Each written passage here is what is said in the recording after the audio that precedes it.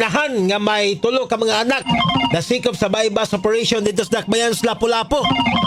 Detalye sa maong balita ito nga paminawon. Norman Mendoza sa Super Radio. Super Norman, pasok! Arestado ang sakainahan sa bypass operation sa kapulisan sa Presinto 5 sa Dakbayan sa Lapu-Lapu diya sa Barangay Pusok alas 11 pasado kagabi. Ang nadakpano sa 34 anyos nga inahan adunay tulog ka mga anak nagpuyo sa Barangay Tisa siyudad sa Sugbo.